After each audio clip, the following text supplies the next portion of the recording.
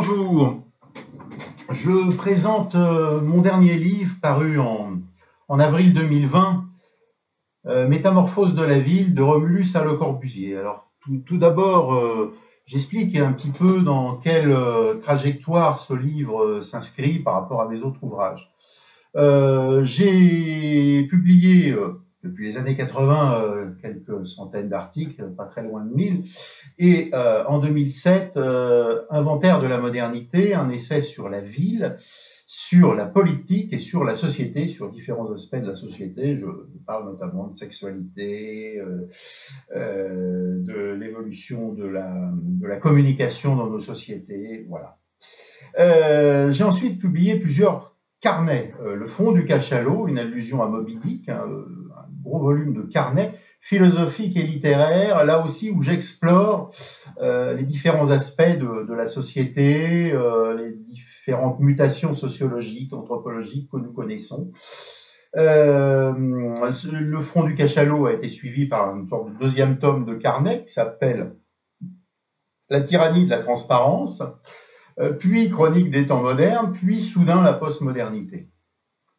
Parallèlement, j'ai réfléchi et produit un ouvrage sur les addictions, la dépendance, les dépendances excessives. Donc face à l'addiction, paru en 2018, j'ai publié un ouvrage philosophique sur le nihilisme, qui s'appelle Face au nihilisme, les différentes figures du nihilisme et les théories, Nietzsche et Heidegger notamment, donc Achever le nihilisme, c'est le titre de l'ouvrage. J'ai publié une série d'essais de portraits d'écrivains, Écrire contre la modernité, donc une série de portraits d'écrivains antimodernes, aussi bien Françoise Dastur qu'Émile Cioran. J'ai ensuite publié en 2014 L'effacement du politique et toujours dans le registre du politique, très récemment aux éditions Perspectives Libres, j'ai publié Le grand empêchement, comment le libéralisme entrave les peuples, comment le libéralisme entrave l'expression de la puissance populaire. Enfin, j'ai publié 3 volumes d'une série qui s'appelle Avez-vous compris les philosophes? Alors, on trouve la plupart de mes livres, en dehors du grand empêchement aux éditions Perspectives Libres, et en dehors d'Achever le nihilisme chez Sigès, on trouve la plupart de mes livres aux éditions La Barque d'Or. Il y a un site qui s'appelle labarquedor.fr, il y a un mail, labarquedor@gmail.com, ou bien éditeur au singulier @labarquedor.fr. Vous trouverez ça très facilement, et notamment la plupart des livres sont disponibles sur une plateforme bien connue qui s'appelle Amazon, mais aussi sur d'autres plateformes comme celle de la FNAC. Voilà. Donc, en l'occurrence, vous voyez, j'ai traité de la modernité et de la postmodernité comme mouvement de la société, comme passage d'un paradigme d'affirmation, de production d'un grand récit, de croyance au progrès. Ça, c'est le paradigme moderne, avec différentes variantes, évidemment, qui vont à la fois de la démocratie libérale au communisme et au fascisme, donc des aspects différents, mais néanmoins des formes de déploiement du projet moderne, que ce soit le communisme, le nationalisme ou le progressisme libéral économiciste. Et j'ai réfléchi sur des aspects plus philosophiques et plus littéraires, mais qui illustrent en fait ce mouvement. Et enfin, j'ai aussi beaucoup travaillé sur la ville, puisque c'est une question qui m'importe beaucoup. Je suis urbaniste de formation, j'ai travaillé des dizaines d'années dans le logement social, et j'ai moi-même connu de près la banlieue, puisque j'ai habité dans des HLM de Seine-Saint-Denis, du Val-de-Marne et de la Porte de la Chapelle à Paris, qui est tout de même un des quartiers les plus difficiles de Paris, avec peut-être la Porte d'Aubervilliers. Donc je connais bien ces questions du logement social et du logement des couches populaires. Et je dois dire que l'expérience que j'ai eue est tout à fait intéressante. Alors, en l'occurrence, là, la question c'est de revenir sur cet ouvrage qui est paru en avril, qui a été mis à jour en avril 2020, donc très récemment, Métamorphose de la ville, de Romulus à Le Corbusier, bon, un ouvrage de 360 pages, hein, en gros, et en vente à 19,99 €, autant dire 20 €, aux éditions La Barque d'Or, labarquedor.fr. Voilà, vous trouverez ça, encore une fois, facilement en version brochée et en version numérique, sur liseuse Kindle, sur les grandes plateformes de diffusion des livres que nous connaissons et qui, certes, prennent un peu la place des libraires, mais sont néanmoins, il faut bien le dire, un outil quand même de diffusion relativement pratique. Alors, je réponds à quelques questions qui m'ont été posées par l'équipe du Cercle Aristote, qu'anime Pierre-Yves Rougeron. Et commençons par la première. Avec les banlieues qui se sont construites autour et pour l'usage de la voiture, est-il possible de réinvestir ces espaces avec des modes de vie écologiques et locaux? Alors, effectivement, à partir des années 58, la création des UP, à partir de l'époque des pleins pouvoirs au début du gaullisme, hein, au début du retour de Gaulle en 58, les pleins pouvoirs de Paul Delouvrier, qui avait eu des responsabilités très importantes en Algérie, il est question d'une réorganisation à la fois administrative de la région parisienne et territoriale et urbanistique. Alors administrative, c'est ce qui s'est passé entre 1964 et 1968, c'est-à-dire la suppression du département de la Seine-et-Oise et la réduction du département de la Seine à Paris et donc l'éclatement de la Seine-et-Oise en Yvelines, Essonne et Val d'Oise. Quant à l'ancien département de la Seine, agrandi de quelques portions du département de la Seine-et-Oise, cela a donné lieu à la Seine-Saint-Denis au nord, au Haute-Seine à l'ouest et au Val-de-Marne au sud. Voilà, donc dans le même temps, il y a eu la construction des grands ensembles.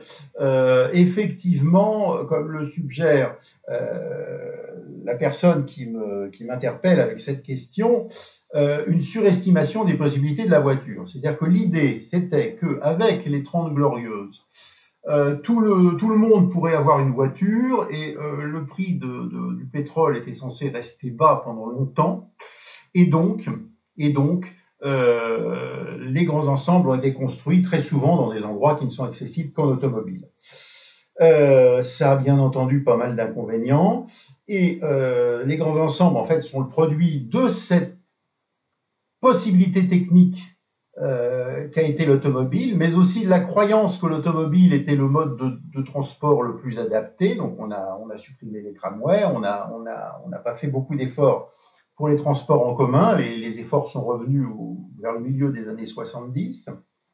Il y a eu par ailleurs l'idéologie technocratique, comme quoi le style international, comme quoi des immeubles identiques partout sont tout à fait possibles, sont une solution. Ça, c'est un deuxième aspect. Et il y a eu aussi le quantitativisme, l'idée qu'il fallait loger les gens très vite,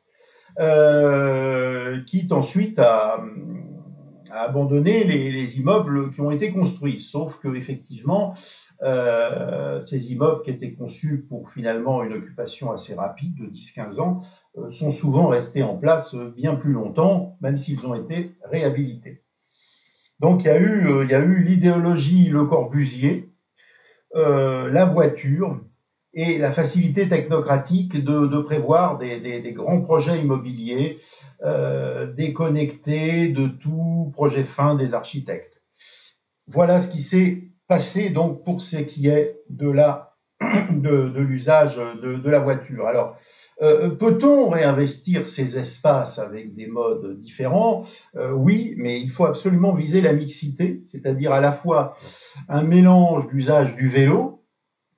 Ben, c'est pas possible pour tout le monde, c'est pas possible pour les personnes âgées, c'est pas possible pour les personnes handicapées, etc. Avec les transports en commun, avec des garages à vélo sécurisés, gardés et gratuits ou en tout cas très peu chers, parce que la question de la sécurité et des vols est très importante.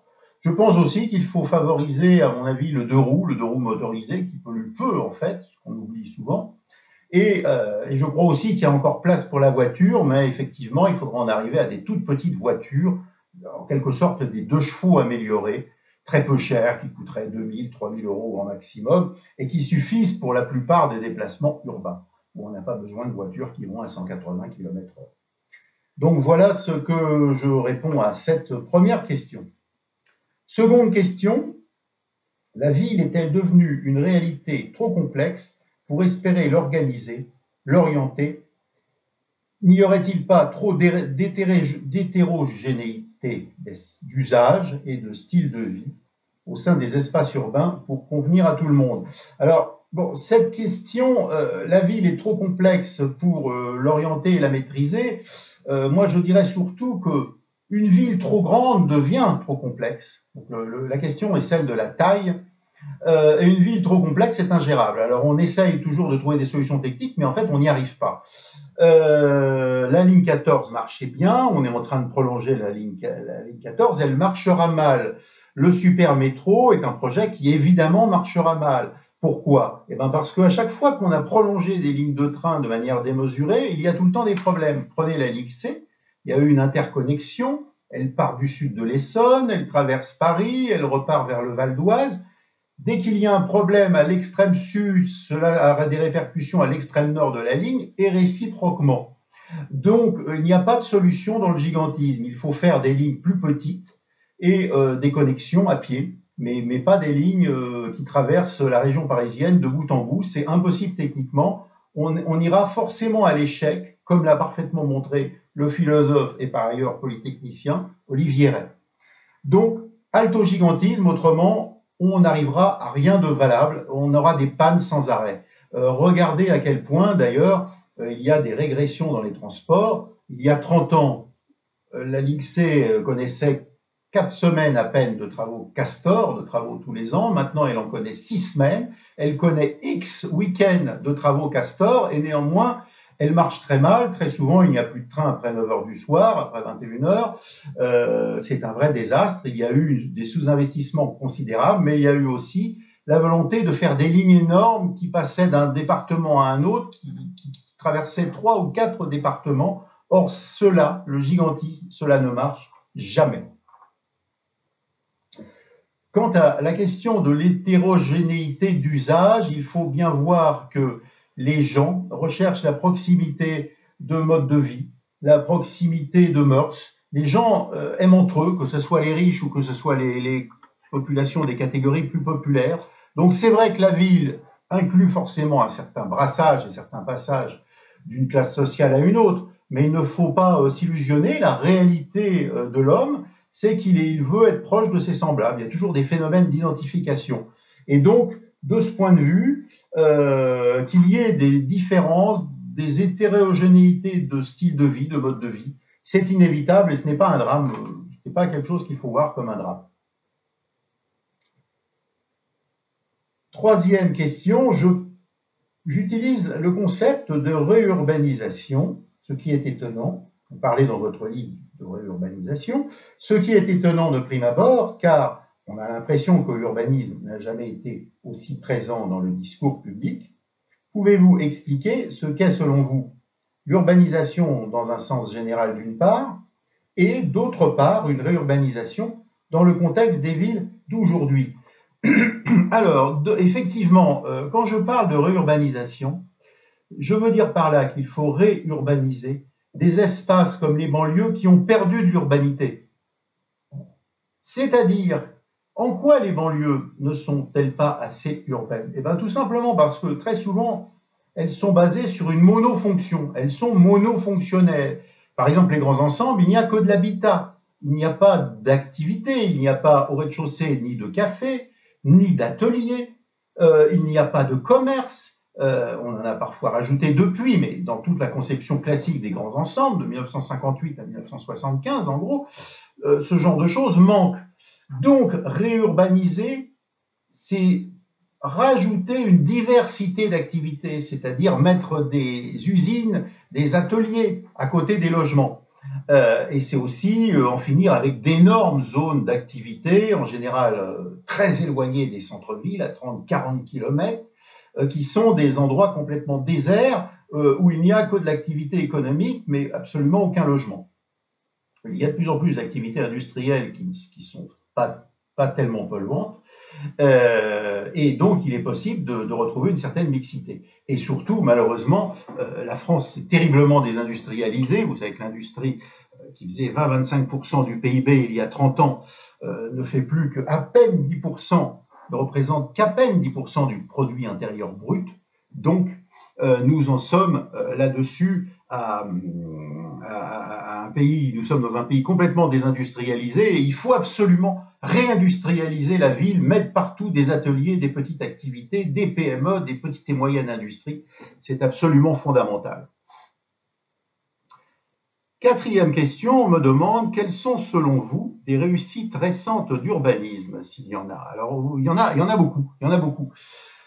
Que citer par exemple, Catherine Furet, la résidence de l'Ormesol à la Courneuve, Catherine Furet, l'Ormesol, petit bâtiment de taille très modeste, parfaitement réussi. Que citer d'autres? Roland Castro, les tours de logement de 8-10 étages près de l'église de Oulins, près de Lyon, en banlieue de Lyon, très réussi aussi. Paul Chemetov a construit beaucoup de choses très réussies, par exemple la résidence du 12 boulevard de la Boissière à Romainville, qu'on appelait la Cité des Couleurs, mais qui a été entièrement repeinte en blanc il y a maintenant une trentaine d'années. Quoi d'autre? Carrément des quartiers. Le quartier Gravel à Saint-Maurice dans le Val-de-Marne. Le quartier Gravel est une grande réussite. Il y a 2-3 bâtiments qui sont un petit peu loupés, mais 90% de ce qui est construit, c'est une réussite. Le Plessis-Robinson dans les Hauts-de-Seine, là aussi, c'est une réussite. Vous voyez, donc ça fait quand même beaucoup de choses. Nous avons les réalisations de Christian de Portzamparc, Port-Marianne à Montpellier. À Montpellier, nous avons aussi des réalisations intéressantes de Ricardo Bofill dans un genre néoclassique. Du même Ricardo Bofill, la place de Catalogne à Paris dans le 14e. Quoi d'autre? Nous avons Jean Nouvel, les HLM de Nîmes, grand immeuble HLM de Nîmes, la Philharmonie de Paris, la Tour Icône à Lyon-Confluence, qui est quand même quelque chose d'assez réussi. Donc vous voyez, ça fait beaucoup de choses. J'évoquais Christian de Portzamparc, il y a aussi les hautes formes à Paris, dans le 13e, qui est un bel exemple d'urbanisme. Et il faut ici dire 2 mots de la théorie de Portzamparc. Il distingue 3 âges de la ville. L'âge 1 qui va jusqu'à Haussmann, de manière inclusive. Alors, pour ce qui est d'Haussmann, c'est le principe, c'est l'îlot fermé. La façade construite continue sur rue et l'îlot fermé. Un âge 2, nous dit Christian de Portzamparc, c'est en gros de 1920 à 1960, c'est Le Corbusier, les grands ensembles, les villes nouvelles, et là c'est le plan ouvert, l'urbanisme de plan ouvert, c'est-à-dire qu'il n'y a aucun îlot, l'avant et l'arrière des immeubles ne se distinguent pas.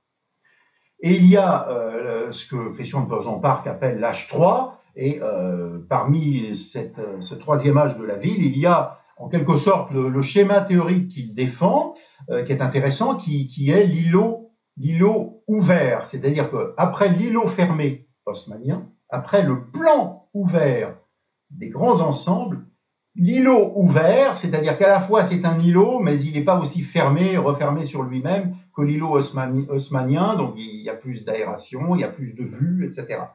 Donc vous voyez, il y a toute une série de réflexions, et il y a effectivement des réussites urbanistiques tout à fait remarquables.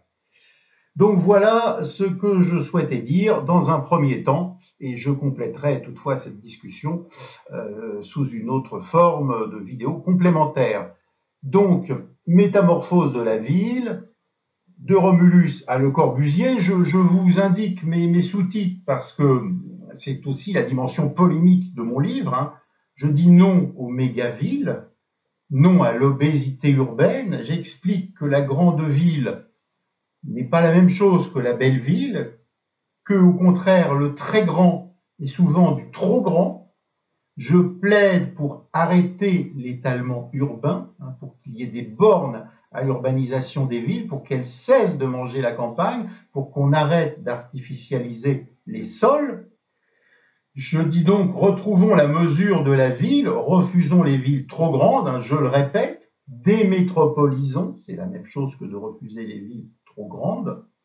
Et je fais donc un plaidoyer pour la décroissance des villes, pas de toutes, la décroissance des villes déjà trop grandes. Par exemple, au-delà de 500 000 habitants, il y a une nécessité de décroissance, mais par contre, les villes de 50 000, 100 000 habitants, même 200 000, peuvent encore croître, si possible, sur elles-mêmes, sans consommer du territoire, par la densification.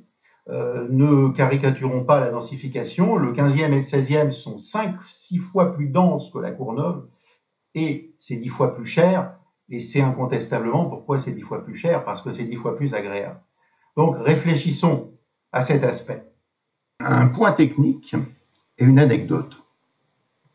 Le point technique, c'est la politique de la ville. On parle toujours de son coût faramineux. Alors regardons les chiffres. En 2019, le budget de la politique de la ville, c'était 513 millions d'euros. 513 millions, donc un demi-milliard. Rappelons que le produit intérieur brut de la France, c'est 2700 milliards, que le budget de l'État, c'est environ 350 milliards. En l'occurrence, si on prend un peu plus de recul, pendant 25 ans, en gros 1987 à 2012, le total des sommes dépensées pour la politique de la ville est de 90 milliards. 90 milliards. En fait, sur 25 ans, ça fait une moyenne de 3,6 milliards par an. 3,6 milliards. C'est-à-dire, tout simplement, à peu près 1% du budget de l'État. Voilà ce qu'il en est. Et comme les dépenses actuelles sont d'environ un demi-milliard, un peu plus de 500 millions, 513 millions en 2019, eh bien en fait, ça fait même pas 0,20% du budget de l'État. Donc voilà ce qu'il en est et ce qui remet les choses à leur place. Ça ne veut pas dire qu'il n'y a pas de gaspillage, mais quand on parle d'un pognon de dingue, ce n'est pas exact. Et quelle est la population concernée? Elle est de 6 ou 8 millions d'habitants, au sens large, les gens qui habitent les quartiers de grands ensembles, mais pas forcément le grand ensemble lui-même, ça peut être aussi en périphérie. Les coupures urbaines ne sont pas toujours franches. Donc, au moins 6 millions de la population, ça fait au moins 6 millions d'habitants, ça fait à peu près au minimum 10% de la population française. Donc, si vous voulez, 500 millions, 0,2% du budget de l'État comme dépenses supplémentaires pour environ 10% de la population française, ce n'est vraiment pas considérable. Alors après, bien sûr, qu'il y ait de temps en temps des détournements de fonds de 200 000, 300 000 euros, ça existe, mais c'est pas un enjeu financier considérable, c'est pas grand-chose par rapport à l'évasion fiscale, par exemple, ni d'ailleurs par rapport à la fraude sociale, aux fausses cartes vitales. Voilà. Alors, deuxième aspect que je voulais évoquer, c'est un aspect beaucoup plus vécu récemment dans les transports en commun, dans l'autobus, du côté de Villejuif, Val-de-Marne, pour être précis. Il y avait un jeune noir qui commence à s'exciter parce que le chauffeur avait refusé de le déposer entre deux stations et commence à donner des coups partout, sur les portes du bus, etc. Et bon, il avait par ailleurs mis sa musique à fond depuis son entrée dans le bus. Il y avait un comportement très excité et visiblement assez agressif. Alors je m'apprêtais à lui demander, un peu avant qu'il donne des coups dans les portes, je m'apprêtais à lui demander de mettre un petit peu moins fort sa musique par un respect un petit peu de tout le monde. Et donc, à partir de avant même que je puisse lui demander, je le vois commencer à s'exciter, à donner des coups partout dans la porte de l'autobus, et deux autres noirs au fond du bus essayent de le calmer en lui disant pourquoi tu fais ça, calme-toi, respecte l'autobus, enfin ça va pas ton comportement. Et il les menace, il avait à la main une sorte d'objet du type extincteur avec lequel je pense qu'on peut faire très mal ou voire tuer. Il les menace, il les insulte, il les provoque en leur demandant s'ils ne sont pas contents de se lever. Enfin voilà, donc les choses en restent là. Alors, ceci pour dire que si moi-même j'étais intervenu, j'aurais peut-être été sans doute attaqué par ce doigt agressif et peut-être même, ça aurait pu fort mal se terminer. On aurait peut-être parlé de racisme anti-blanc. Aurait-il eu une dimension de racisme anti-blanc? Pas totalement exclu. Mais enfin, a priori, c'est pas franchement évident puisqu'il insultait d'autres noirs, d'autres gens d'origine africaine ou antillaise, a priori plutôt africaine du reste, sans état d'âme, et il n'y avait pas pour lui de solidarité entre Africains qui tiennent.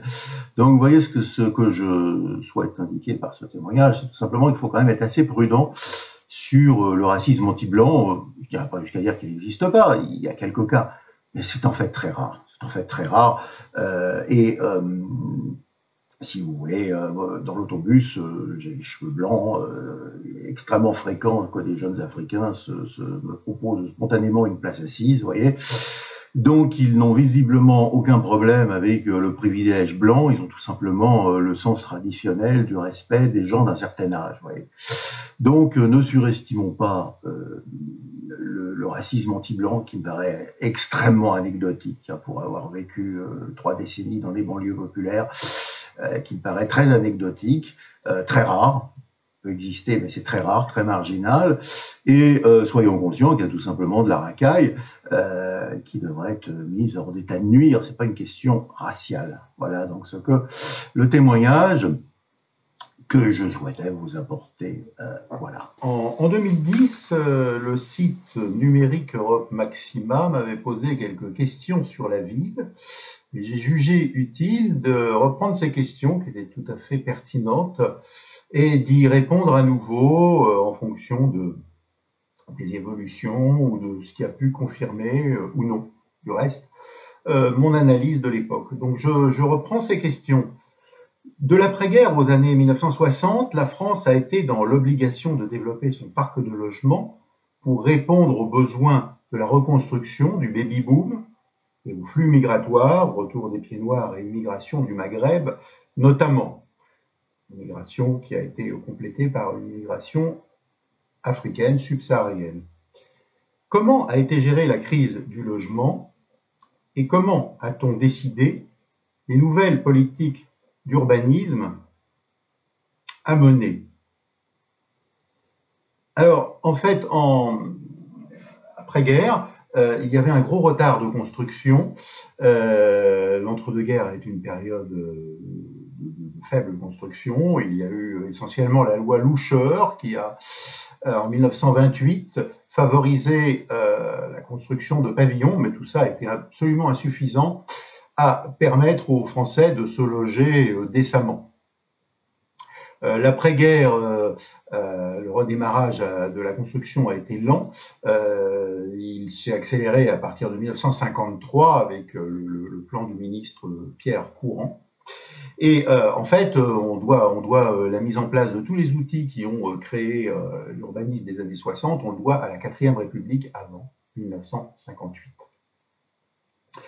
Il fallait répondre au baby-boom, hein, le renouveau démographique qui date de 1942, et il fallait aussi effectivement amener un minimum d'éléments de confort.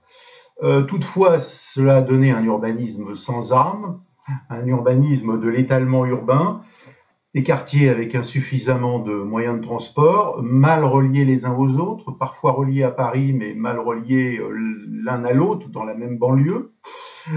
Il est certain que ça a tué les centres-villes des bourgs de banlieue, ça a créé des quartiers anonymes, des quartiers dévalorisés, et il est certain que s'il n'y avait pas eu, à partir des années 75, avec les lois Chirac-Giscard de regroupement familial, il est certain que les grands ensembles auraient progressivement été désertés et détruits.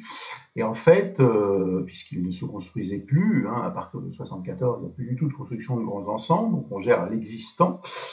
Et en fait, au contraire, ils sont devenus une sorte de ghetto pour les immigrés, pour les familles immigrées, parce qu'on est passé en gros des travailleurs immigrés à des familles immigrées, dans lesquelles certes il y a encore des travailleurs, mais dans lesquelles ce n'est pas forcément l'élément prédominant. Voilà pour ce qui était de la première question que m'avait posée Europe Maxima qu'anime Georges Feltin-Tracol. Comment en est-on arrivé là? Ça, c'était la deuxième question.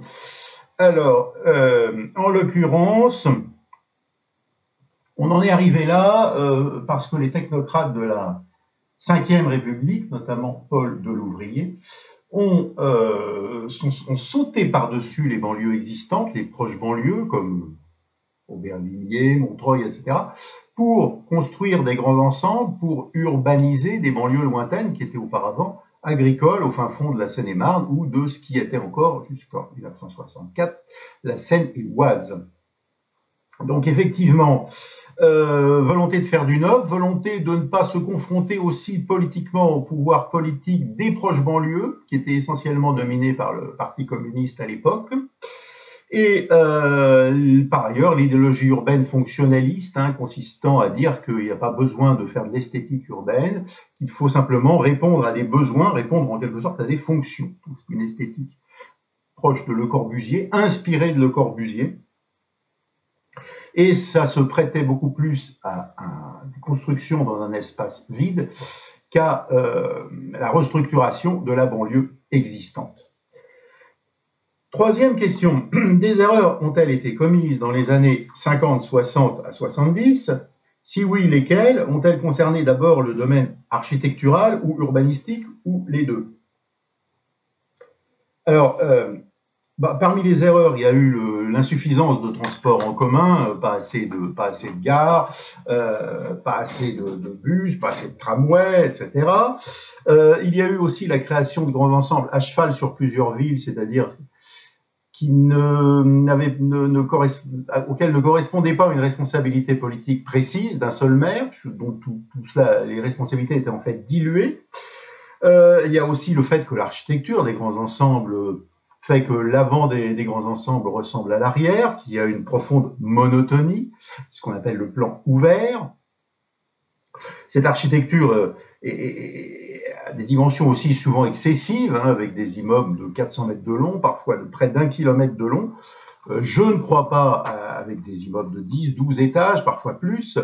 Je ne crois pas à l'utilité de ces tours et de ces bars qui, compte tenu de toute façon des règles d'éloignement, des règles de ce qu'on appelle les prospects, ne permettent pas en fait de loger plus de gens à l'hectare. Et donc, ce n'est pas une solution dense, c'est simplement une solution de logement économique. Voilà. Donc, en l'occurrence, cet urbanisme de plan masse, cet urbanisme en fait où les territoires sont vus d'avion mais ne sont pas sentis, vus d'avion ou d'hélicoptère mais ne sont pas sentis physiquement, ne sont pas ressentis intuitivement, cet urbanisme me paraît dramatique. On a reproché aux grands ensembles leur densité à tort, parce que les grands ensembles ne sont absolument pas denses. Les villes nouvelles sont 5 à 10 fois moins denses que le centre de Paris. Paris, par exemple, c'est 20 000 habitants au kilomètre carré, et donc 2 millions d'habitants pour environ 100 kilomètres carrés. Sarcelles, par exemple, c'est 7 000 habitants au kilomètre carré, au lieu de 20 000. Villiers-le-Bel, 3 700 habitants au kilomètre carré. La ville de Bièvre en Essonne, 500 habitants au kilomètre carré, donc des densités infiniment plus faibles que les 20 000 habitants au kilomètre carré de Paris intra-muros. La faible densité rend difficile l'anonymat et favorise la pression du groupe, par exemple l'impossibilité pour les femmes de se promener en jupe. Elle donne aux bandes une forte visibilité, elle rend trop coûteuse la création de transports collectifs, parce qu'il n'y a pas assez de densité. Elle favorise la voiture comme mode de déplacement quasi exclusif, et en termes de paysage urbain, a comme conséquence le développement absolument pas esthétique d'immenses parkings.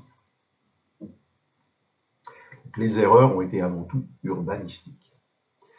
Alors, la question suivante était, si des erreurs ont été commises à ce moment-là, les politiques en ont-ils tenu compte lors des politiques ultérieures d'urbanisation? Alors, effectivement, à partir de 73, circulaire Guichard, on ne construit plus de grands ensembles. À partir de la décentralisation, 82-83, une bonne partie des initiatives locales passe aussi aux municipalités. Alors là, on va vers des opérations plus petites, beaucoup moins catastrophiques que les grands ensembles. Ça, c'est incontestable. Il y a aussi un aspect idéologique, c'est la fin des idéaux modernistes, fonctionnalistes, la fin du style international, remplacé par quelque chose qui n'est pas toujours extrêmement intéressant, il faut bien le dire, mais qui au moins est dans une volumétrie un petit peu plus raisonnable, un petit peu moins hors d'échelle. Donc c'est quand même une mauvaise chose. Entre-temps, on a fait des choses relativement réussies. La réhabilitation du centre-ville de Saint-Denis est relativement réussie. La principale erreur, c'est d'avoir mis un grand supermarché en plein centre de Saint-Denis qui a tué le petit commerce. Et bien entendu, les problèmes urbanistiques ne suffisent pas. Les réponses urbanistiques, aussi bonnes soient-elles, ne suffisent pas à résoudre les problèmes dus à une immigration trop massive et incontrôlée. Autre question. Quelles ont été les politiques de rénovation et de réhabilitation urbaine menées en France à partir de la fin des années 70, donc effectivement Giscard, et sur la base du constat d'une certaine crise des grands ensembles. Quel bilan peut-on en tirer? Quelle a été la concertation avec les habitants et les acteurs locaux, municipalités et habitants notamment? Que pensez-vous de la politique de la ville en général? Et comment voyez-vous l'évolution de la situation sur le plan du vivre ensemble et de la délinquance? Donc, beaucoup de questions. Alors, deux choses essentielles. Bon, les politiques dites de la ville, comme habitat et vie sociale, datent effectivement du moment où la vie commence à se dégrader fortement dans les grands ensembles, et ça correspond aussi à l'accélération de l'immigration, notamment les opérations habitat et vie sociale de 1977, souvent portées par la deuxième gauche social-démocrate, la gauche rocardienne à l'époque. Un phénomène très important qui s'est passé avec Raymond Barre en 1976-77, quand Raymond Barre était Premier ministre de Giscard. C'est la réforme de la politique du logement, c'est-à-dire que nous sommes passés de l'aide à la pierre à l'APL, l'aide personnalisée au logement, c'est-à-dire en fait à une aide à la personne en fonction des revenus. Tout cela a amené à ce que les couches populaires supérieures ou les classes moyennes quittent les HLM parce que les loyers devenaient très élevés, et les loyers ne restaient faibles, l'aide personnalisée au logement déduite, les loyers ne restaient faibles que pour les gens très pauvres. Donc les logements sociaux se sont trouvés réservés aux couches populaires inférieures en quelque sorte, y compris d'ailleurs à de nombreuses personnes ne travaillant pas. Donc on voit l'évolution en termes de ghetto, travailleurs pauvres et pas travailleurs du tout, famille monoparentale, famille isolée, avec plusieurs enfants, etc. Donc tout ça a changé la composition des HLM qui au départ étaient pour l'ensemble des couches populaires et des couches moyennes. Donc les familles issues de l'immigration sont devenues majoritaires dans beaucoup de quartiers de banlieue.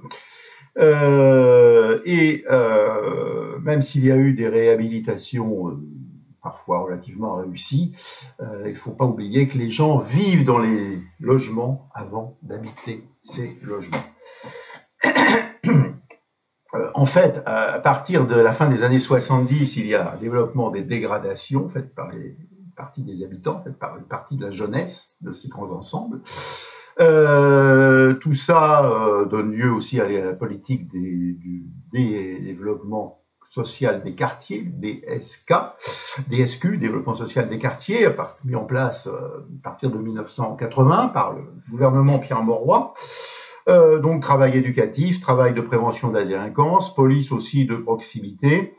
Mais si vous voulez, toutes ces politiques sont limitées, elles sont élaborées par des fonctionnaires, habitants de centre de Paris, ne connaissant pas bien la banlieue, sous-estimant les problèmes culturels dus à une immigration ouverte au Maghreb et à l'Afrique, et sans parler aussi de l'Asie, de l'ancienne Indochine notamment aussi, et de la Chine ensuite, très vite.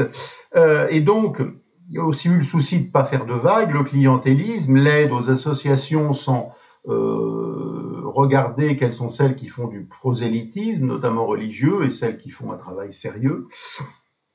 Le mal-vivre a gagné, le travail a été dévalorisé, le trafic de drogue est devenu une des principales sources de revenus, et il y a donc eu une logique du ghetto que la loi d'orientation sur la ville, la loi Ditlov de 1991, n'a pas suffi à endiguer, car il ne suffit pas de construire des logements sociaux dans les communes riches pour résoudre les problèmes des communes pauvres. Alors, autre question. Comment les autres pays européens ont-ils géré la reconstruction d'après-guerre et l'augmentation des populations urbaines? Ont-ils mené des politiques semblables à la France en la matière? Alors, en l'occurrence, en Allemagne, on a reconstruit en respectant les îlots la plupart du temps, sauf à Berlin, qui était très très largement détruit. En Angleterre, en Grande-Bretagne, la reconstruction a été très rapide, contrairement à la France, où en gros la reconstruction a commencé avec 7-8 ans de retard. Bon, dans tous les cas, ceci dit, il y a eu des phénomènes de cité-dortoir dus à l'arrivée en ville de populations rurales et à l'arrivée en ville de populations immigrées. Mais c'est vrai que le phénomène des grands ensembles a été très marqué en France, car nous avions plus de retard que dans d'autres pays européens, parce que nous avions très peu construit dans l'entre-deux-guerres et même avant la guerre de 1914. Alors, ensuite, autre question. Qu'est-ce qu'un quartier de relégation en France? En quoi et comment se fait ce processus de relégation sur le plan de la géographie, de la sociologie et des transports notamment? Alors, un quartier de relégation est un quartier, effectivement, où on ne trouve que certaines populations, marquées par certaines cultures, ça peut être justement les cultures de l'islam. Il est certain que les cultures de l'islam correspondent souvent à une réaction identitaire, hein, en gros, puisque vous me rejetez, moi aussi je rejette votre Occident consumériste, sauf que le problème, c'est que les gens qui se disent rejetés, bien souvent, alors, ne sont pas rejetés objectivement, puisqu'ils bénéficient de toutes les aides sociales. Ils se sentent rejetés subjectivement, mais à partir de là, il ne fallait pas venir. Hein, c'était ça la solution. Par ailleurs, le rejet de l'Occident consumériste n'empêche pas que ces populations ne sont pas les dernières à vouloir consommer. Et donc, cette recherche identitaire de substitution n'est pas très constructive et relève en quelque sorte d'une religion du ressentiment, d'une pratique basée sur le ressentiment, plus précisément de leur religion, et non pas d'une affirmation religieuse saine et joyeuse. Hein. Voilà, donc il faut dire simplement, la République française n'admet pas que l'on cache son visage dans les lieux publics, parce que ce n'est pas conforme à nos principes de laïcité, mais ce n'est pas non plus conforme à nos principes culturels, aux principes culturels de ce qu'est la France, de ce qu'est la France comme civilisation. Voilà ce qui me paraît la réponse très simple, hein, sans polémique excessive. Alors il y a aussi une autre question, hein, c'est la polygamie qui est en fait assez répandue, et en l'occurrence, elle accentue évidemment les problèmes de déséquilibre démographique et de substitution en quelque sorte d'une population à une autre, puisque la polygamie n'est pas pratiquée par les Français de souche. Évidemment, c'est une polygamie différente qui est parfois pratiquée par les Français de souche, consistant tout simplement à avoir des maîtresses, mais ça ne consiste pas à avoir plusieurs femmes officielles en quelque sorte. Voilà. Autre question, les services publics au sens large et les autres acteurs indispensables, médecins, par exemple, pompiers, infirmières, etc., sont-ils suffisamment présents dans ces quartiers? Alors, effectivement, il y a beaucoup moins de médecins par habitant en banlieue qu'à Paris, il y a aussi beaucoup moins de policiers, donc ça pose évidemment un problème, il y a un sous-effectif incontestable. Il faut plus de policiers, plus de police d'intervention, de répression, plus de police de proximité aussi. Il faut surtout en finir avec les stupides opérations coup de poing qui sont faites régulièrement par les gouvernements et qui n'aboutissent absolument à rien, si ce n'est, puisqu'ils sont des opérations qui sont bien prévues dans les quartiers en question, et donc les policiers ne trouvent jamais rien. Il faut au contraire un travail de profondeur, de mise sous les verrous des délinquants, d'expulsion hors de la France, de déchéance de nationalité aussi, de condamnation à perpétuité ou au bagne, etc. Il y a des solutions. Ce qui est sûr, c'est que l'insécurité quotidienne dans ces quartiers pourrit la vie d'une bonne partie des habitants, que ces habitants soient français de souche ou qu'ils soient eux-mêmes d'origine immigrée. Voilà. Autre question, les différentes classifications opérées par la politique de la ville, les ZUS, zones urbaines sensibles, les ZEN, les ZEP, zones d'éducation prioritaire, ont-elles contribué, selon vous, à stigmatiser ces quartiers? Alors effectivement, zone urbaine sensible, zone d'éducation prioritaire, zone de redynamisation urbaine, ZFU, zone franche urbaine, etc. Tous ces sigles ont parfois correspondu à des mesures efficaces, mais tout ça est généralement assez brouillon et ne s'inscrit pas dans la durée. À dire vrai, pour être à la hauteur des problèmes, il faut sortir de la logique des quartiers. Il faut réindustrialiser la France. C'est pas seulement une question de quartier, c'est pas seulement une question de quartier de grand ensemble ou de secteur de banlieue difficile. Il faut réindustrialiser la France. Vaste sujet, puisque le PIB est venu de l'industrie en France. Le produit intérieur brut venu de l'industrie est descendu à moins de 10%, donc c'est absolument dramatique. Là est l'une des grandes responsabilités de l'État des banlieues. C'est pas la seule, il y a le multiculturalisme qui ne marche pas, mais il y a aussi l'absence de travail, l'absence d'emploi. Je préfère parler du terme de travail, qui dit travail, dit métier, dit estime de soi, dit dignité. Et c'est un grand moyen, le travail est un des principaux moyens d'intégration de populations, quelle que soit leur origine, à notre communauté française. Et encore faut-il pouvoir maîtriser le déferlement et le réduire à un flux suffisamment raisonnable pour être intégré. Et on a passé depuis très très longtemps les bornes du raisonnable avec 350 000 nouveaux immigrés par an. Et il faudrait évidemment totalement arrêter les choses pour l'instant. Il faut lever les ponts-levis. Nous avons trop fait entrer de gens difficiles à assimiler. Certains y arrivent, tant mieux, il faut leur rendre hommage, mais d'autres n'y arrivent pas et ne le veulent pas. Donc, pour ce qui est des dispositifs spécifiques, bon, les zones d'éducation prioritaire donnent plus de moyens, incontestablement, mais cela ne résout pas tout. Les immigrés sont très lucides là-dessus, ce sont souvent les premiers à dire, pas question pour moi de m'installer dans le 9-3, dans le 93, dans la Seine-Saint-Denis. Souvent ils précisent, il y a trop de racailles, les immigrés n'ont absolument pas de langue de bois. Ce qui est sûr, c'est qu'on ne peut vouloir être considéré comme un Français comme un autre si on ne s'habille pas comme un Français comme un autre. Si on s'habille par exemple en survêtements et capuches.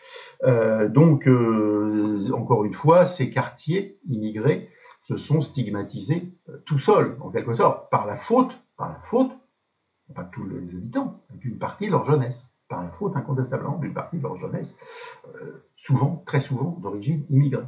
Ça, il faut le savoir. On peut vouloir être considéré comme un Français comme un autre que si en même temps, tout dans son comportement manifeste que l'on ne se sent pas de culture française et de mœurs françaises. Quant à dire, évidemment, comme l'a dit Emmanuel Macron, qu'il n'y a pas de culture française, c'est une stupidité, c'est aussi idiot que de dire qu'il n'y a pas de culture vietnamienne, iranienne, camerounaise, turque. Totalement stupide. Enfin, dernière question de cette première partie, quelles sont les grandes orientations qui ont pu être données par les derniers ministres de la ville pour les quartiers sensibles, existe-t-il des points critiquables ou qui ont fait débat? Comment la politique de la ville entend-elle lutter présentement et à l'avenir contre la délinquance? Alors, je dois dire que, en fait, il y a eu un ministre de la ville plutôt intéressant, c'était sous le gouvernement Sarkozy 2007-2012, hein, c'était Fadela Amara, qui a eu de bonnes idées, qui ne se faisait pas trop d'illusions du reste, qui connaissait bien la banlieue, et qui a eu une politique plutôt bien inspirée, mais elle a été marginalisée.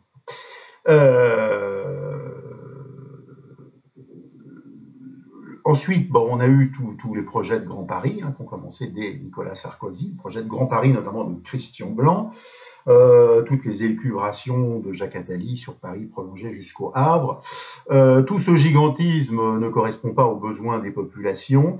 Ce sont des projets délirants, ce sont des projets de turbo-capitalisme, ce sont des projets de libéralisme mondialisé qui est passé de Sarkozy à Hollande et qui a été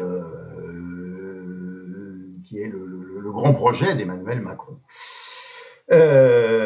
Donc tout ce projet hyper technocratique n'est pas intéressant. Plus intéressant par contre ont été des propositions politiques comme celle de Philippe Dallier, un homme de droite, ou de Georges Sarr, un homme de gauche, qui avait proposé un conseil fédéral du Grand Paris, hein, consistant à essayer de créer une structure fédérale de Paris et de la proche banlieue, peut-être de la première couronne, des départements de la première couronne, peut-être d'un petit peu moins, de façon à créer une structure plus démocratique et plus décentralisée. Alors pour ma part, je suis un partisan résolu du retour des pouvoirs décisionnaires à une échelle correcte. Et pour moi, une échelle correcte, c'est une échelle ne dépassant pas 100 000 habitants. Le maximum de pouvoir doit être donné à des élus, avec des corrections par le référendum d'initiative locale, populaire locale, à des élus sur des collectivités territoriales de 100 000 habitants au maximum. Donc il faut décourager tous les projets de coopération intercommunale au-delà de bassins de population supérieurs à 100 000 habitants. Il faut les décourager, voire les interdire. Il faut par contre, effectivement, pour les petites villes, mais il y en a très peu, les petites villes de 10-20 000 habitants, les pousser à se regrouper jusqu'à obtenir une sorte de masse critique d'environ 100 000 habitants. Voilà. Et alors, en ce sens, par exemple, pour Paris, je pense qu'il faut supprimer la mairie de Paris et faire des maires d'arrondissement des maires de plein exercice, des maires de plein pouvoir, qui aient autant de pouvoir que le maire de Villejuif, le maire de Taverny, etc. Voilà, donc ce qu'il faut faire, quitte peut-être à regrouper les premiers arrondissements, 1, 2, 3, 4, peut-être à les regrouper les 4 premiers ensemble, ou au moins 2 par 2. Ça, c'est en quelque sorte un point de détail. Ça, c'est réintroduire de la démocratie à l'échelle locale, c'est ce dont nous avons besoin. Mais les projets de super métro, tout ça sont complètement délirants parce que ça va urbaniser des endroits de la région Île-de-France qui sont encore assez peu urbanisés. Ça ne va résoudre aucun problème des habitants des zones nouvellement urbanisées. Ça va envoyer de nouveaux habitants encore plus loin, dans des zones pour l'instant peu urbanisées, donc dans des zones sans histoire, sans structure, sans forme, dans des zones informes.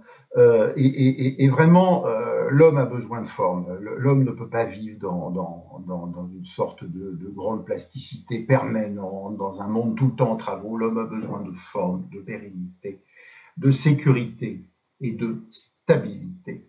Voilà, nous en parlerons. Est-ce que démolir des tours pour faire des banlieues pavillonnaires améliore automatiquement la vie collective et fait reculer la délinquance? Alors, le rapport aux tours est très complexe parce que, effectivement, parfois, il est question, par exemple, de détruire des tours, porte de Clignancourt, mais d'en construire d'autres, porte de la Chapelle, où il y en a d'ailleurs déjà 2. 2 tours qui fonctionnent très mal, qui ne réussissent à tenir qu'avec du gardiennage renforcé, des effectifs de sécurité renforcés. Donc le rapport des élus aux tours est absolument pas cohérent. Un coup ils veulent en détruire, un coup ils veulent en reconstruire, en imaginant que en reconstruire va valoriser un quartier. Bon, en fait, Si vous faites une tour Porte de la Chapelle, vous n'aurez pas de classe moyenne et de classe supérieure dans ces tours. Ça ne les intéresse pas d'habiter Porte de la Chapelle. Donc tout ça est une contradiction sans solution. Par ailleurs, ce qu'il faut noter par rapport à la question, hein, c'est que quand on détruit des tours, c'est pas forcément pour construire des quartiers pavillonnaires, au demeurant, pourquoi pas, ça peut être une bonne idée, mais c'est très souvent quand même plutôt pour construire des petits immeubles de 3 ou 4 étages. Donc là, c'est plutôt une bonne chose. Alors, soit on détruit les tours, les bars, et on construit des immeubles de 3 à 4 étages, soit on en détruit qu'une partie, et on construit autour pour densifier ces petits immeubles. Ce qui est sûr, c'est que la question de l'échelle est importante, des grandes barres, des grandes tours, ça ne plaît pas, ça ne correspond pas à notre esthétique, et des immeubles plus petits correspondent mieux au goût. Ça ne veut malheureusement pas dire que dans des quartiers où il y a des immeubles qui ont tous 4 étages, il n'y a pas de délinquance. Il peut y avoir malheureusement énormément de délinquance aussi. Ça ne résout pas tout. La question de l'urbanisme ne résout pas tout, mais c'est néanmoins un préalable, c'est néanmoins une nécessité. Voilà, donc il faut faire, si possible, de l'urbanisme restructurant plutôt que destructeur, car même s'il y a parfois des destructions possibles, il faut quand même voir que c'est un traumatisme pour les habitants de détruire leur cadre de vie. Et il faut quand même considérer que c'est pas une panacée, il faut quand même y aller prudemment dans ce domaine. Encore une fois, si cela aussi amène des hausses considérables de loyer, ça peut être pour des gens un motif de difficulté à rester sur place. Et c'est vrai que on peut considérer qu'un certain nombre de gens ont habité dans des endroits horribles, mais avec un loyer modéré pendant quelques années, pendant des dizaines d'années parfois, c'est tout de même un peu fort de café au bout d'un moment de les mettre dans un endroit tout simplement correct, pas extraordinaire, mais tout simplement correct, et de doubler le loyer. Pour le moins qu'on puisse dire, c'est qu'ils ont suffisamment subi les horreurs esthétiques de certains quartiers pour normalement pouvoir rester sur place sans pour autant avoir des loyers multipliés par 2. Ensuite, dans les autres questions, il y avait quelles solutions d'urbanisme et d'architecture pourraient-elles être mises en œuvre pour améliorer la situation de ces quartiers en difficulté. Alors, solution d'urbanisme, évidemment, améliorer les transports, bien entendu, mais ça ne suffit pas. C'est en fait un problème de crise de civilisation, c'est un problème de crise des valeurs. Dans quoi croyons-nous? Est-ce que nous croyons encore dans le travail? Est-ce que nous croyons encore dans la beauté du métier, dans l'honneur du métier? Est-ce que nous croyons encore dans la création? Est-ce que nous croyons encore dans l'altruisme dont parlait Sorokin, hein? Bon, voilà, ça c'est la question. Ce qui est sûr, c'est que dans ces quartiers, il y a une montée de la barbarie. Face à cela, les gens qui résistent et continuent de s'intéresser à la culture sont une petite minorité, une minorité admirable. Il y a des travailleurs sociaux, ce qu'on a appelé parfois l'infirmerie des banlieues. Ils font un travail souvent parfaitement estimable, hein, le travail d'éducateur de rue est certainement à renforcer, mais il faut aussi bien voir que il faut sortir du discours misérabiliste. C'est-à-dire beaucoup d'Africains, beaucoup de Maghrébins qui s'en sont sortis, qui ont créé leur entreprise, par exemple, et il y en a plein, ne supportent pas ce discours misérabiliste. C'est-à-dire qu'on peut s'en sortir, mais à condition de ne pas se laisser enfermer dans une vision victimaire de soi-même. Surtout que les gens n'ont pas été déportés de force en France, hein, donc à un moment donné, soit on est dans ce pays et on l'aime, soit on va ailleurs, on retourne dans son continent d'origine. Voilà. Donc il faut être évidemment sévère, il faut aussi de la répression, il faut être sévère avec les gens qui pourrissent la vie des quartiers, qui essentiellement par la drogue, les trafics, les escroqueries, les harcèlements, parfois l'organisation de la prostitution, etc. Voilà. Autre question, arrive-t-on à faire de la mixité sociale dans les quartiers sensibles? Sinon, comment expliquer qu'en dépit de la politique de la ville, les habitants fuient ces quartiers?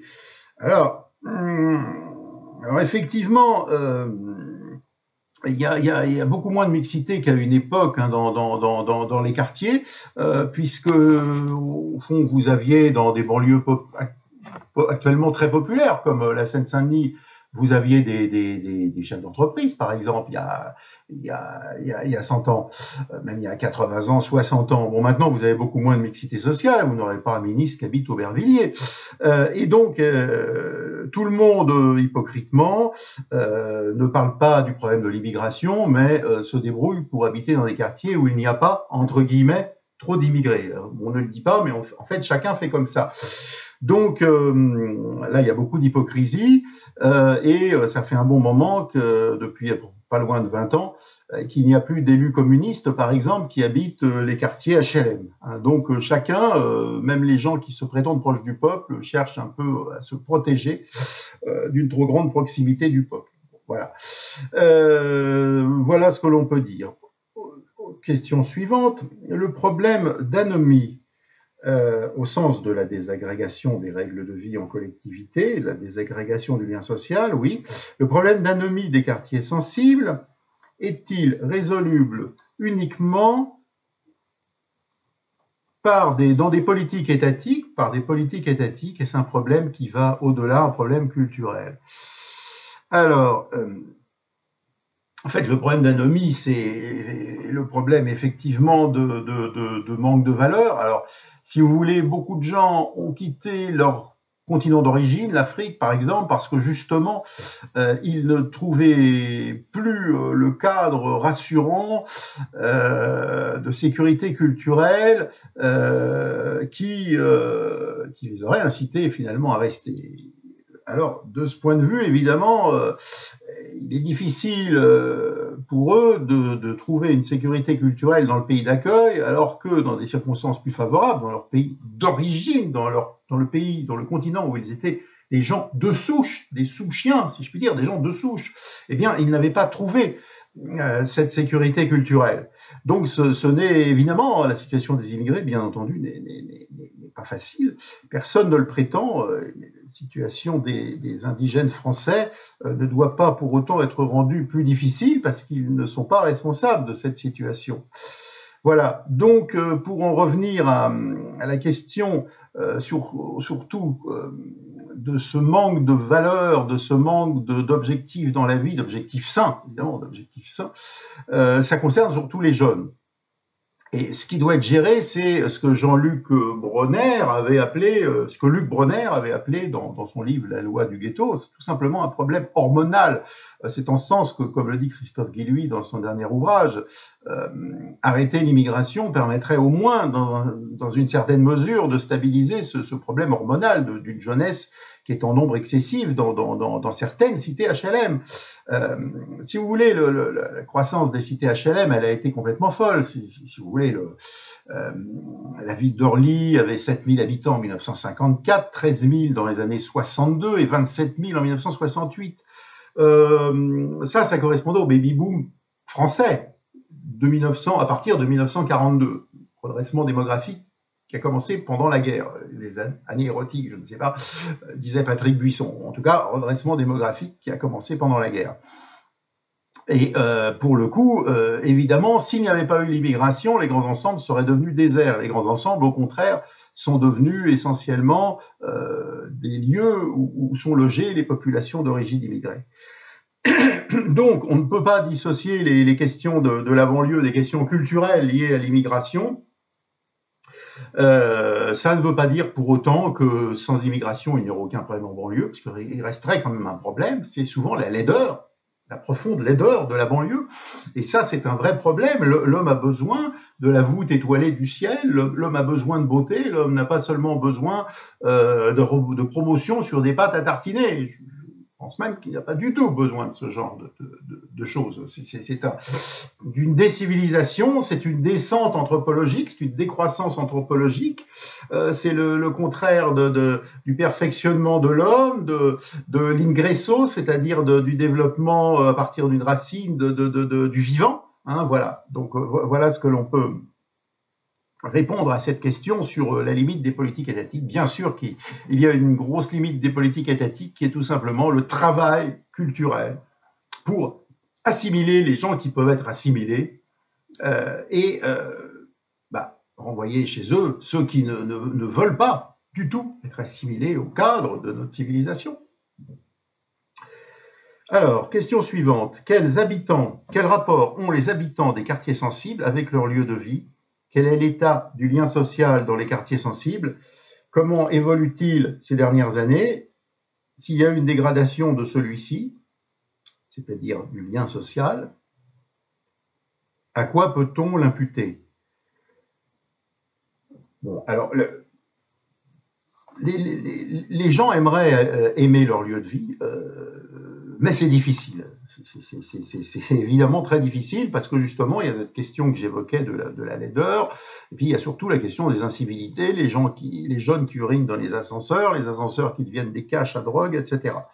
Bon, là encore, la solution, c'est restaurer l'accès au métier et au travail, et à la dignité que donne le métier et le travail, développer aussi la conception du travail comme quoi c'est pas la lutte de tous contre tous, mais le travail c'est la coopération, c'est la solidarité, c'est l'amitié en quelque sorte autour de l'œuvre. Il faut développer un autre imaginaire que la consommation. Voilà ce qu'il faudrait faire, vaste programme. Question suivante. Quelles furent les grandes évolutions sociologiques dans les quartiers sensibles ces 30 dernières années? Y a-t-il eu une ethnicisation de ces quartiers, un appauvrissement, une fuite des classes supérieures vers le périurbain ou le centre-ville pour les classes moyennes supérieures? Alors, oui, alors, qu'est-ce qui s'est passé? Alors, bon, les classes supérieures restent dans les centres-villes si elles le peuvent, mais il y a aussi des très pauvres dans les centres-villes, à Paris, à Barbès, rue de Panama, rue de Suez, etc. Vers Marx-Dormois. Les classes populaires françaises ont eu tendance à quitter les secteurs de première banlieue comme Aubervilliers, Bagnolet, les secteurs en tout cas les plus durs de grands ensembles, les secteurs de forte concentration immigrée, pour aller dans le périurbain lointain, à 40, 50 km, dans l'Oise, à Louvres, à Survilliers, etc., mais avec quand même les inconvénients de l'éloignement de Paris, de la dépendance absolue à la voiture, de l'absence d'équipement, pas d'équipement culturel, les lycées sont pas à côté, les collèges sont pas à côté non plus. Si votre fille veut faire de la danse, et vous êtes obligé de l'emmener, vous êtes obligé d'aller la chercher, enfin voilà, elle rentre pas en 5 minutes à pied, comme ce serait le cas si elle habitait Boulogne-Billancourt ou le 15e arrondissement de Paris, ou le 20e arrondissement. Donc ça change quand même beaucoup de choses. Donc voilà ce qu'on peut dire. En quelque sorte, la lutte de classe s'accompagne toujours d'une lutte des places, comme le disait le sociologue Michel Lusseau, dans son ouvrage qui s'appelle « De la lutte des classes à la lutte des places ». Alors, question suivante. Le rôle des créateurs de liens sociaux, animateurs sociaux, gardiens d'immeubles, dans ces quartiers a-t-il évolué? Ont-ils plus de difficultés à remplir ce rôle? Oui, bien entendu, difficulté de trouver, par exemple, des gardiens d'immeubles, fonction extrêmement utile, mais dans certains quartiers, vraiment très difficile. Et donc, ces quartiers sont encore plus abandonnés. Alors, question ensuite, comment expliquer le fort taux de délinquance dans ces quartiers sensibles? D'où vient l'origine du malaise et des conduites déviantes?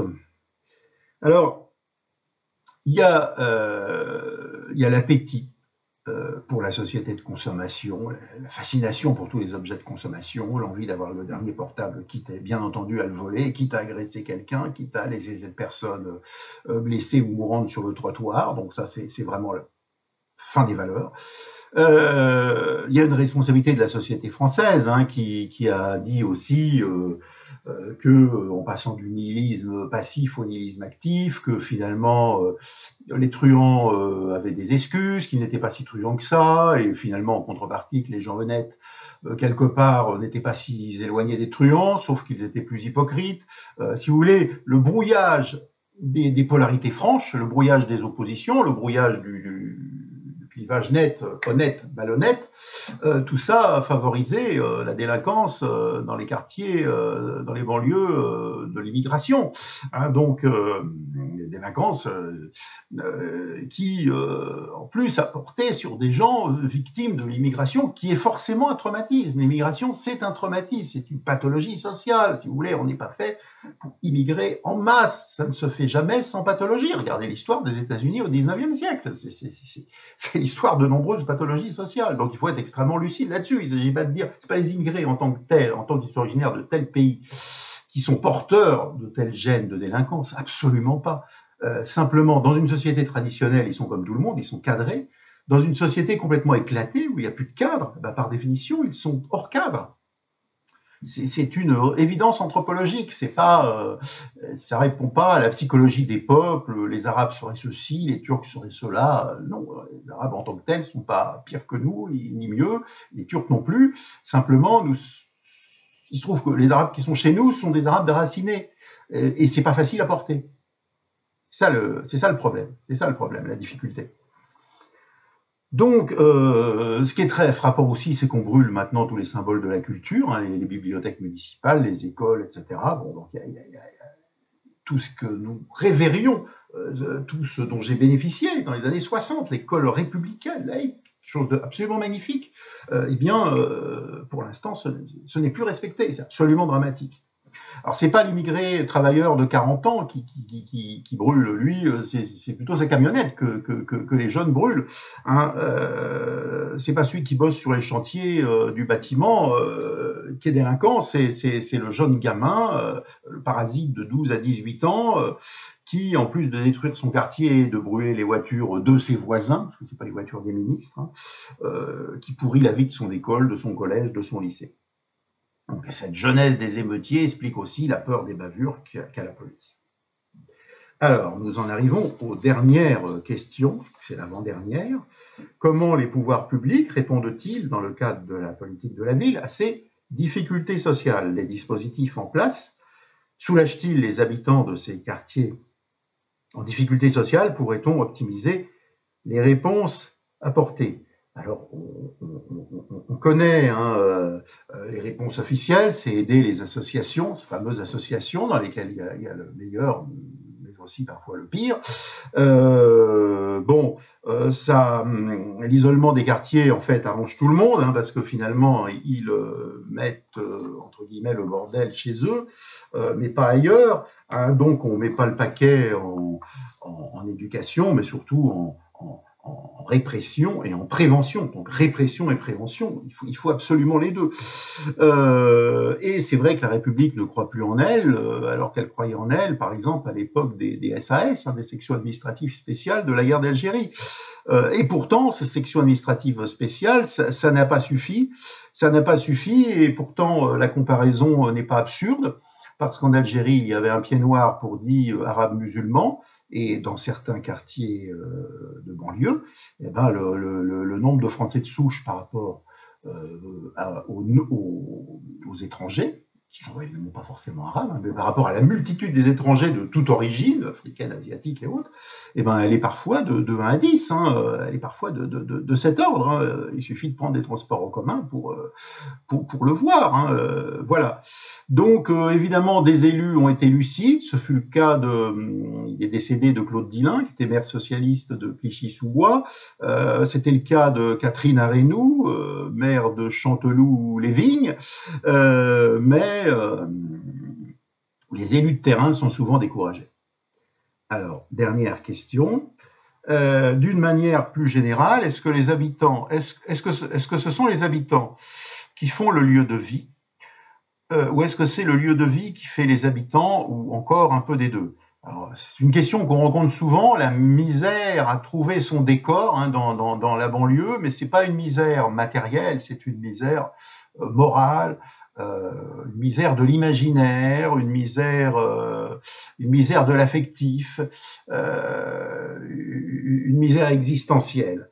Donc l'urbanisme peut améliorer des choses, hein, des petites rues interdisant la vitesse, des ralentisseurs, des petits immeubles de 4 étages, l'impossibilité de jeter des choses du toit.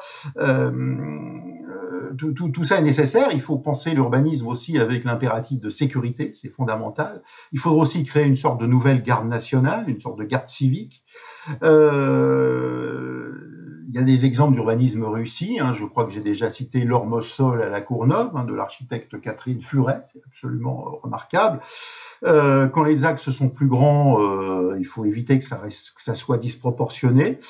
Il faut en fait arriver à une banlieue beaucoup plus forte dans les banlieues actuelles, donc beaucoup de transports en commun, beaucoup plus de forces de police, ce qui est faisable à partir du moment où on densifie. Il faut densifier en fait certains secteurs de banlieue et désurbaniser complètement d'autres secteurs, complètement les désurbaniser, en recréant des jardins, y compris des jardins dont une partie soit pas accessible au public. Voilà. En tout cas, ce qui est sûr, c'est que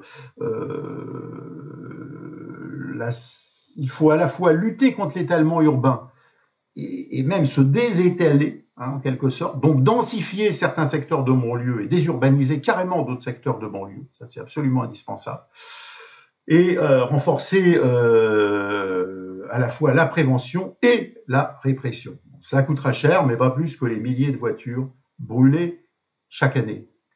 Merci. Si vous souhaitez vous procurer les ouvrages mentionnés dans cette vidéo, rendez-vous dans les liens en description.